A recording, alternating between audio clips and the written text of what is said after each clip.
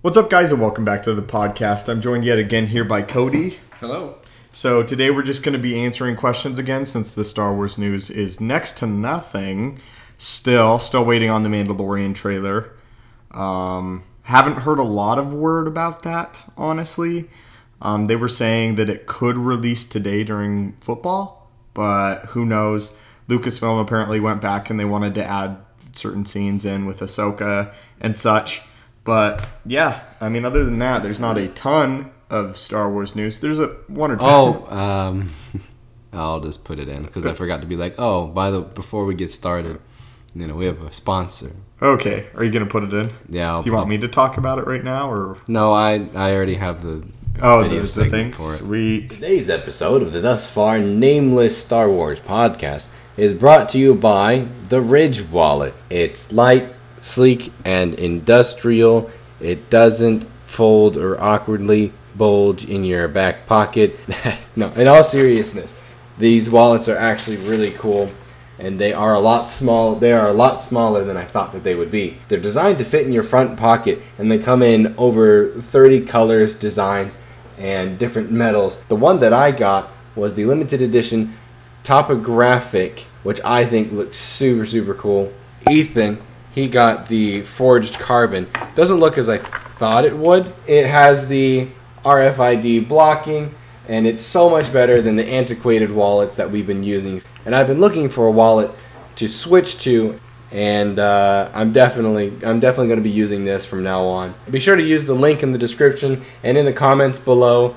Go to www.ridge.com/JEDIGEAR and use the code JEDIGEAR to get 10% off of your order from Ridge Wallet. Again, thank you so much for sponsoring this video. Now, back to the podcast. So, according to a new rumor, Lucasfilm wants to cast a younger version of Mace Windu for a Mace Windu series. So, that's interesting. Yeah. But I heard also that they're going to have Samuel L. Jackson as an older Mace Windu. Yeah, but that's the idea. How does that work, though? I have no idea. Maybe they'll just dress him up in a robe. Sam Jackson doesn't look that old, I feel. Well, right, but compared to the Mace Windu that, he was. I mean, maybe you could digitally de-age him. Yeah. I don't know. It'd be interesting to figure out more when more news comes out about that, figure out what they're doing. Right. I mean, basically all that we have now is that they're toying with the idea of potentially starting a project, or that it's in early development. That's kind of the lingo that Lucasfilm uses. But other than that, not much. We haven't heard anything about the Obi-Wan Kenobi series other than they'll be shooting sometime in early spring. So March, I assume. Which is also the month that we'll probably get the Bad Batch show. Okay. So that'll be big for Star Wars for sure. Yeah. All those things coming out.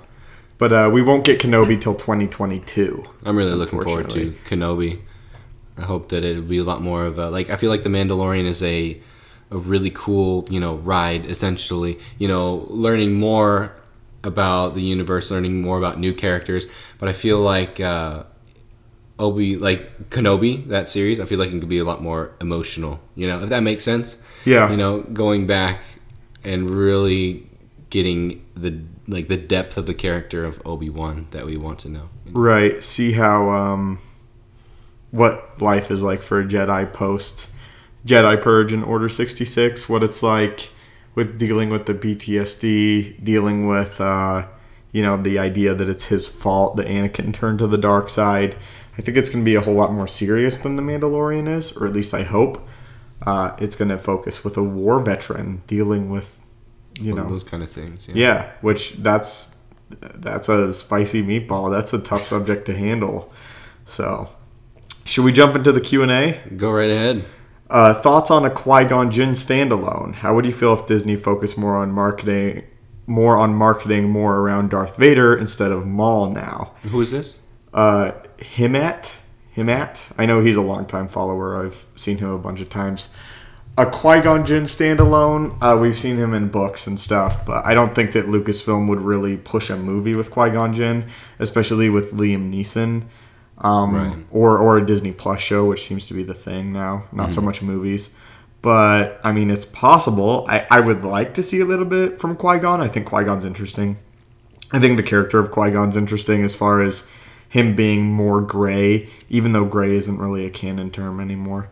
But him being more willing to walk the line between light and dark rather than just strictly adhering to the Jedi Code, which is very different from Mace Windu. But I don't foresee it ever happening. I don't think Liam Neeson would return to Star Wars. I think it would do well if it happened, but I mean, they would have to do a lot of work because Liam Neeson's getting older. I mean, you could always cast a younger version like they're doing with Sam Jackson and Mace Windu. I feel like those, like when they cast a younger actor, I don't know how well those are usually taken, because I don't know. For me, when I see somebody else, like when I saw Solo, and I don't know, it just didn't ring the same for me. But I mean, I think it can. I mean, I think recasting can definitely work. You see it a lot with superhero movies, as far as like, you know, Batman's a really popular example. Like, you have several different Batmen, not in the same continuity, but, you know, different casting, different interpretations. And I think especially if you go back far enough, then it can make sense. That's true. Like, if you explored like a young Qui-Gon. Like, Qui-Gon is supposed to be in his 60s, I believe, in The Phantom Menace, as far as canon. So if you had like a 20-year-old Qui-Gon Jinn, I feel like the separation is good enough. Okay, that makes sense. Or if you had like a 20-year-old Mace Windu. But with Solo, he's so close to being the like Harrison Ford. Yeah. That it's a little bit too close. And it's like they're trying to aim it too close in age for where you're going to associate the character of Han Solo, especially at that age, with Harrison Ford and not Alden Ehrenreich, which I think is the problem. As far as Disney focusing more marketing around Darth Vader instead of Maul, I guess he's talking about, like, you know, they're really pushing Darth Vader instead of Maul. I know that they push certain characters when, like, if Clone Wars is coming out, they're going to push Maul. Right. But if there's an ongoing Darth Vader comic book run right now, which they're pushing Vader a little bit more, is I think what he's saying. So it depends around what era Lucasfilm is currently showing us right now. So that's why I think they're pushing Darth Vader. Don't get, you know, anything's mixed either. Darth Vader is the most popular Star Wars character by far. Right. He's only been outsearched in Google in the history of Star Wars, I believe, once, and that was Baby Yoda. Baby Yoda literally took the crown from Darth Vader for like a month, and that's the only time that's ever happened. That's crazy. I know, right? It makes sense too. Yeah, so you gotta play to your strong suit, I think. This one comes from Temor. If/when they do the Old Republic, would you rather want to see them use Legends characters like Revan, Malgus, Vitiate, or completely new ones? Wow, that's a good question. I mean, do you want to take this one? I would like to see Legends characters become canon. Like, I don't know a whole lot about Legends itself, but I think that if they have the Legends characters, like, again, one of my favorite is Darth Revan. If they had him come in, and if it was a live action, like, that'd be super cool. I'd lean more towards having Legends characters put into it and become canon. I would say I want to see Legends characters, but not Legends stories. That would be my answer, which is what they kind of did with the sequel trilogy, where they had a character like Ben Solo who was really similar to Jason Solo in Legends. I mean, he even turns to the dark side and everything. And then you have a character like Rey who's really similar to, I don't know, Jaina Solo in a way, where it's very clear that they took inspiration from Legends. Right. But they kind of lifted pieces that they liked from it. Right. And so they introduced, like, one of those characters. It would be, you know, somebody who didn't know Star Wars, they would see that character come up and they'd be like, whoa, who is that character? And you would get existing fans excited. Exactly, yeah. So I think that it's fun to have, like, these characters that we've seen in Legends appear, but I don't want to see a story in Legends on the big screen. I don't think that would necessarily work. A lot of Legends stories, like, expand really, really big, and I don't think that it would service a movie super well. But I would love to see those characters. I think seeing Darth Nihilus in live action would be so cool. Oh, yeah. Seeing Revan, seeing Bane, all super cool. And that was a question from Big O, by the way, so thank you. Darth Arf. Any tips on maintaining a YouTube channel while also being in college? I mean, just consistency. I'm not in college right now, but I am busy in other facets of my life. And I would just say consistency. Try to make it a priority as much as possible. Obviously, schooling is super important too. You've dedicated yourself to attending college, so don't dedicate yourself to YouTube right now to the point where maybe your original goals suffer. Unless, on the other hand, you're just in college because people say, this is the path you should follow. Then it's kind of like the way I run my life or dictate my life is do what makes you happy, because if you're doing what makes you happy, you're going to do what you ultimately are the best at because you have a real passion for it. So if you're going to college to be, let's say, a teacher and you have a passion for being a teacher, pursue that fully, make that craft as good as possible. But if your passion is YouTube and you want to be a YouTuber, dedicate yourself to it. Don't listen to people that are saying that you can't do it because you can. I don't know if you've ever seen it, but it's like a little, it's energy, like a little graph type thing, like a drawing. It's energy, and you can distribute your energy in a bunch of different ways, but it never goes as far as if you dedicate your energy in one direction. Right, just like light. If you focus light through something and you pinpoint it, you can burn a hole in things, if that makes sense. Right, but if your energy is going a whole bunch of different places, other facets of your life will suffer. I've always been told, out of the 4 most important things in life, friends, family, your job, and your physical health, you can only ever pick 3. You cannot pick all 4, or at least you will never be the best. You will never be the best in all 4. So, I mean, I don't really have a YouTube channel, but my 2 cents is being able to write out a schedule. This is from my personal experience in trying to organize things in my life, is being able to prioritize, like make a list of things that you want to do and prioritize them, and being able to accomplish something every day and starting your day off with some kind of success. And that usually starts with, making the bed, because that's, you wake up and you do something successful. You've accomplished one task, and just keeping an organized life would be able to. I mean, this is just as much advice for myself as it is for anybody else. Like, I'm just kind of talking to myself as well as anybody who wants to listen. Being able to have your day planned is extremely. I found myself to be much more successful when I plan out my days. Makes sense. This comes from Martin Melcher. What are y'all's preferred brand of lightsaber? Ultra Sabers, Saberforge, Vader Vault, etc. I've only had Force FX lightsabers personally, and then the lightsabers that you build at Galaxy's Edge. I've never owned Saberforge, even though they look so cool. But I've heard nothing but good things from a lot of these companies, actually. But I might invest in one day, especially for a podcast set. Put some Ultra Sabers up there, maybe some Saberforge. If one of these companies ever wanted to sponsor, and I'd be glad to shill out their products and check it out.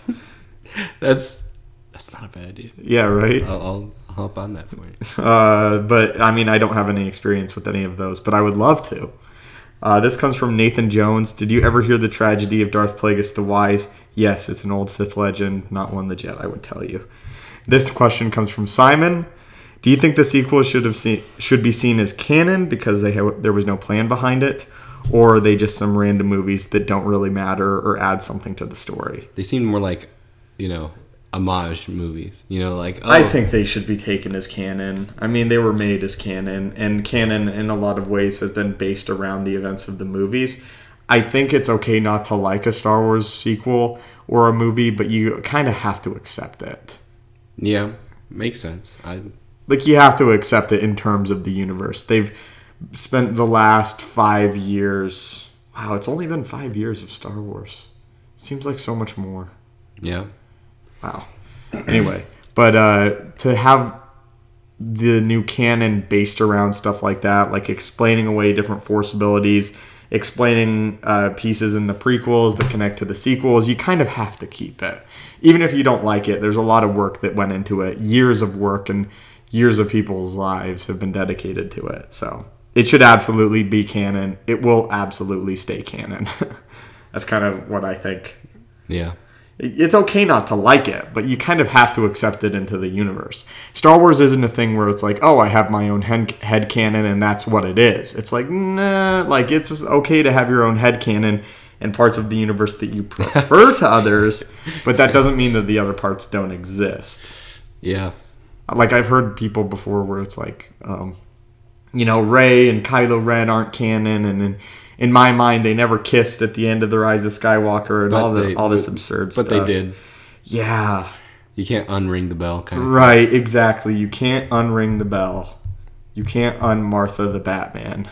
If he yells Martha for his mom, he yells Martha for his mom. Do you know what I'm talking about? No. He looks so confused. Have you ever seen Batman v Superman? No, I didn't. No, I did not. All right, well, hopefully the listeners will get it.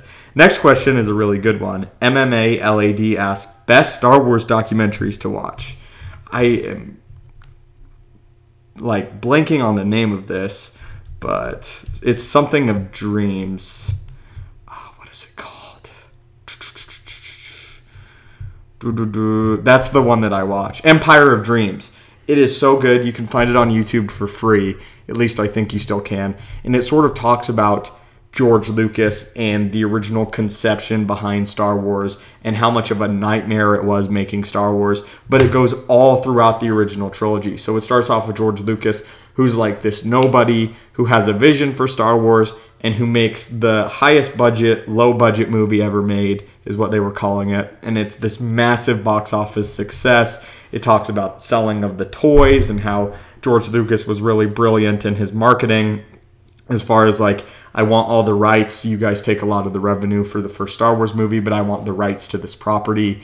It follows the journey of a man, George Lucas, who knew what he had, who had the idea in his mind, and how nobody else, including the studio that he worked with, a lot of the people that he worked with, didn't have any idea that they were going to make this global phenomenon.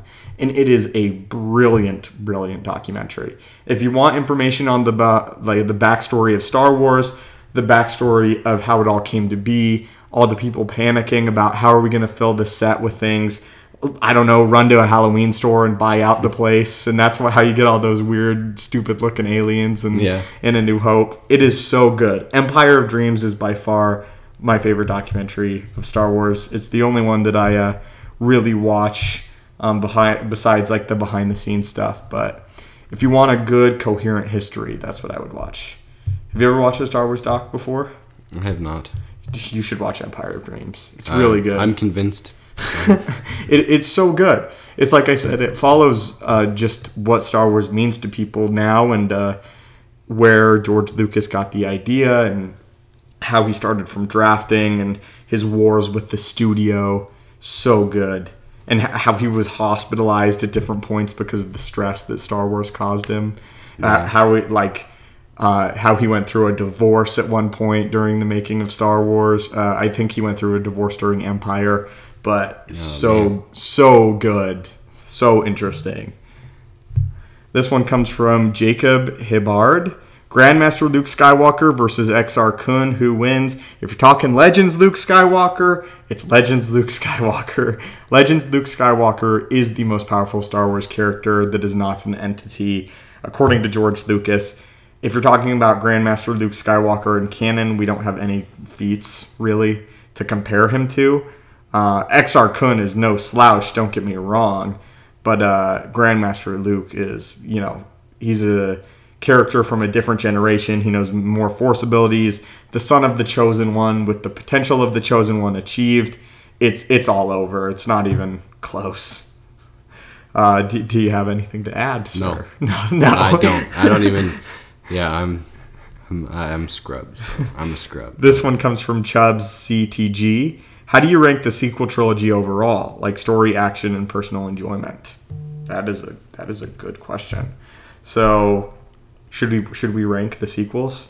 Like favorite to least favorite? Sure. I'll let you take over. You go first. I've been talking a lot. No, it's all right. The Force Awakens, by far, is your favorite. Is the favorite because it set up all of this. I think it set up so much to. Man, I'm so tired from today. It set up such a huge expectation of what could potentially happen, and it made you look forward to The Last Jedi. That The Last Jedi would probably... I think they go sequentially for me. Oh, really? You like The Last Jedi more than The Rise of Skywalker? Yeah, I think so. Because I know that The Last Jedi kind of led to how bad, The Rise of Skywalker was. I just feel like The Rise of Skywalker was such a disappointment to me because it was just so much that was crammed into one video or to one movie. And I was like, what's happening? What is going on? What? Like, I was looking forward to some, like, genuine action with the Sith troopers or learning about them because I saw the action figure and I was pumped about it because, I don't know. And then it was like they were there for, like, half a scene and they all got blown up. And I was like, what the heck, man? You don't like The Rise of Skywalker because of how they treated the Sith troopers? No, that's not the only reason. I mean, it was like they were trying to, mock or not mock, but they were trying to resemble an Avengers movie, and like everybody like comes in at the last second when all hope is lost and like 3 million ships come in. I'm just like, and then you realize that Snoke was a Sith pickle. He's a pickled Sith. That's what it. Because you see this jar of like these Snokes that are marinating in, and you're like, what the heck is this? And then, I mean, I wasn't as thrilled, or I didn't really think too much of the machine that Palpatine was on. I know you like it. You thought it was quirky and weird and Star Warsy. I mean, I was like, oh, okay, that's weird, but I don't know. I didn't think too much of it. And then, I don't know. And he was like, I am all of the Sith. And then Rey's like, I am all of the Jedi. Yeah. I just thought it was too much, man. So if you had to assign a numerical score to each movie, what would you say? I would probably put The Force Awakens. It's probably about an 8 out of 10. So pretty good. You liked it quite a bit. I did like The Force Awakens. The Last Jedi, I'd probably give it 5.5. So a drop off for sure. Yeah, it was like, what? I mean, like the visuals in that were great. I think the visuals were great. And then, like, I'd say it was a 6 out of 10. And then The Rise of Skywalker was like a 5 out of 10. Like, okay, so The Last Jedi and The Rise of Skywalker are close. Yeah, but they're both not super great in my opinion. So, what would you say, story-wise, what's your ranking? Numerical ranking of each movie? I did like the story. Numerical, I don't know. I'd have to think about it. Okay. But I did like the story of The Rise of Skywalker because, the different places that they... Like, you could kind of follow along with what's going on. In The Rise of Skywalker? Right. But the Last Jedi, you're like, what's happening? Yeah. You have to think about it. I think it was a story that was followable, but there's just so much stuff that was thrown in The Rise of Skywalker. Right. Whereas The Last Jedi, it's a story that's kind of going... What about the action? Because for my opinion, I don't think that there's any one action sequence in the whole sequel trilogy that stands out. Like, I mean, a lot of people will point to the Praetorian Guard scene, but I don't even like that. It did seem a little stuntsy. Like, they're all stunt actors, and they did... I pointed this out to you. Yeah, and like when you pointed that out, I was like, okay, I can see that, because, some stunt actors, like you can even see in some of the Batman movies, the ones with Christian Bale, how there's like some of the bad guys in the background, they're just like flailing their arms at nothing, and and then they fall over, right? And it just looks kind of goofy. I mean, I did like the Praetorian Guard scene because the set, the costuming, and the actual action that was going on in the foreground. I thought that was pretty cool, but it wasn't. I don't know, because it was its own scene, I think that's why it's noteworthy.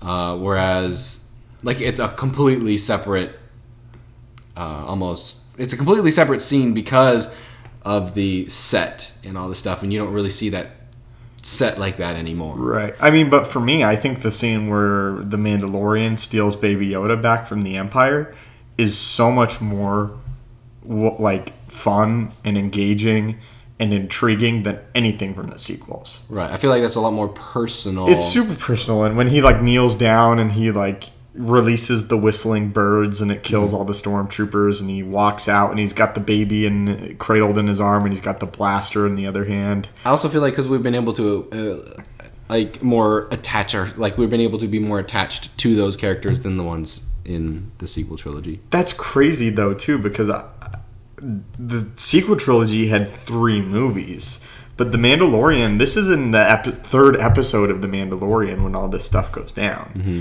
So it's all in the writing, like you say. Yeah, it was just written so much better. Yeah, the only free part,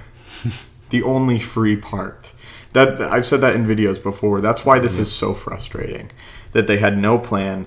Because you know what? That's what we should title this video: is Star Wars had no plan and our thoughts on it. But I said it in the video. The only free part is the part that they struggled with more than any. And it's so frustrating because it's the most important part. It's in many ways the easiest part. So, I don't know. As far as me, I like The Force Awakens, The Rise of Skywalker, and then The Last Jedi. I think The Last Jedi is kind of a disrespectful movie to Star Wars fans. The visuals are great. I don't hate it entirely, just mostly. The Rise of Skywalker is a movie that I don't hate. I feel like it's super muddled and it's hard to follow, but there are scenes in it that I enjoy, and I love Palpatine. I think The Force Awakens is a really competent movie. I think it sets things up. I think the pacing is pretty good. Keeps me interested the whole way through. It feels like they had a plan, and then the plan was kind of just crumpled up and thrown away, which is so frustrating. Story, I'm just going to rank it overall, the sequel trilogy. The story, I'm going to give a 4 out of 10. It's unacceptable not to have a plan for something this big. For going by the seat of their pants, I think it could have been worse, but, I mean, definitely could have been better. Action, 4 out of 10. There's no scene that really sticks out to me. Mm-hmm. I do like the X-Wing scene on Takodana in The Force Awakens, when Poe comes in and saves the main characters. And I like that little scene in the ruins. Do you know what I'm talking about? Finn uses the lightsaber. Han and Chewie are blasting away. It's when Kylo Ren goes out to like find Rey in the forest. I think so. Yeah. So 4, but I mean, and then personal enjoyment, it's Star Wars, so I mean, probably a 6. Like, I enjoyed these movies in the movie theater for the most part. So that's a really good question. Thank you. This question comes from Prince of Patriots JB. What is the name of the podcast and where can you find it? We don't have a name yet, and you can find it on the YouTube channel. We're thinking about having a name eventually. It's the Thus Far Nameless Star Wars Podcast. I kind of like that, though. Am I alone? No. This question comes from Vesco Filipov. What do you think of Rey being a Kenobi in an alternate storyline? And what's your opinion on Obi-Wan's voice cameo in The Force Awakens when Rey is having a flashback vision? I like Rey Palpatine more than Rey Kenobi. I like the idea that Obi-Wan is true to his vows as a Jedi and doesn't like engage in a relationship out in the desert or whatever. I'm not even sure about when. I mean, maybe you could do Satine. He would have to be, obviously, her grandfather. Mm-hmm. But I mean, I don't like that very much either. I like her as a Palpatine too. I really like the idea that you came up with of how it should have ended with, Finn, Rey, and Ben Solo, them all joining together, and she's a Palpatine, and And the Jedi make the right decision this time around instead of being torn apart. I like that so much more too. This one comes from Carlos Garza 3. What do you think is the worst decision characters made in the movies? Oh, man. The worst decision characters made. Well, Jar Jar to put Palpatine in charge. That's the worst. Oh, that is the worst one. You're absolutely right. Yep.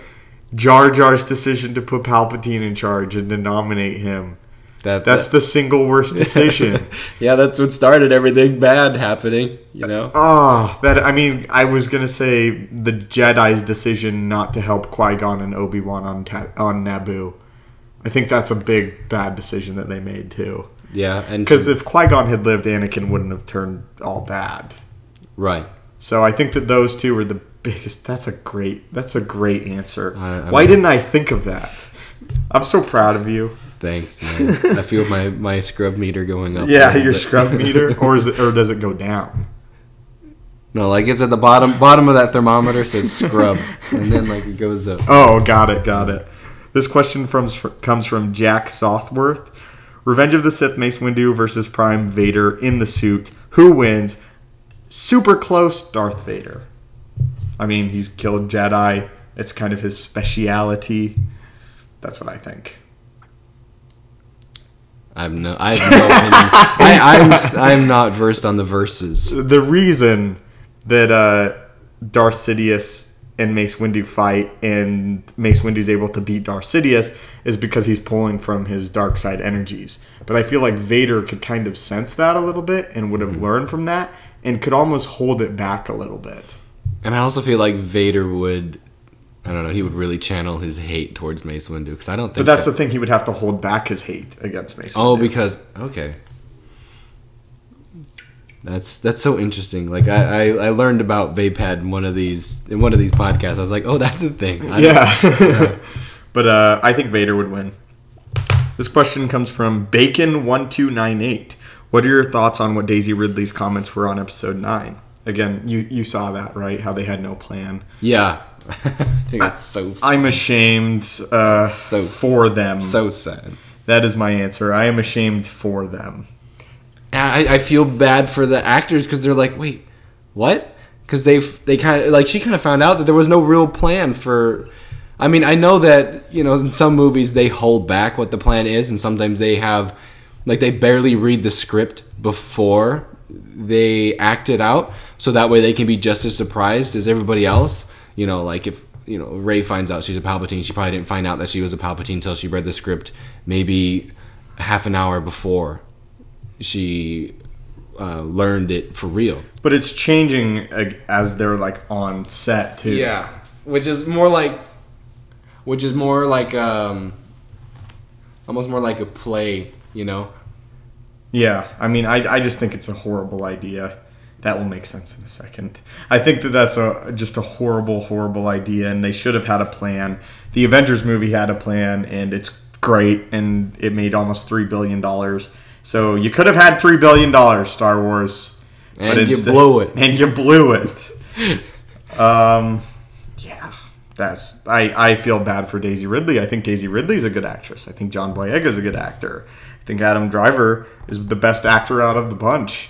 Mm-hmm. And he's really the only person that sort of elevated his character, I think. Mm-hmm. I love Adam Driver. Anyway. Yeah, okay.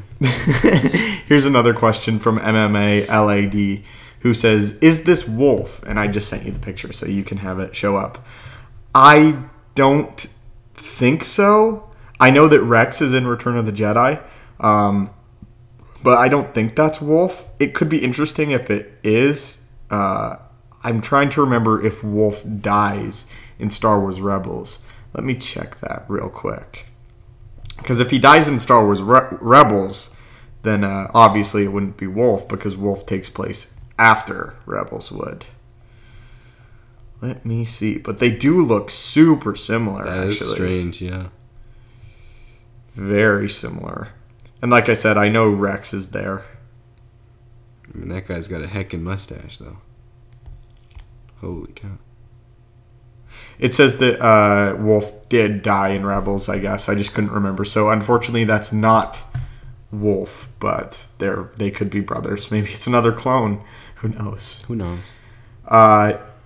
Ibrahim Khan. How do you think Moff Gideon came into possession of the Darksaber? What are your thoughts and theories for Mandalorian Season 2?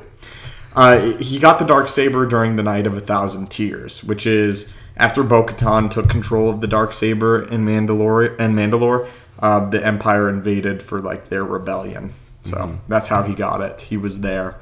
That's the same period when I think Din Djarin he was training there as well, who's the Mandalorian. So that's how he got it. Meep asks, how would you direct or write a Star Wars trilogy? I would direct it and write it probably poorly. I've never done it before, but I would love to explore the Jedi and the Sith's early relationship.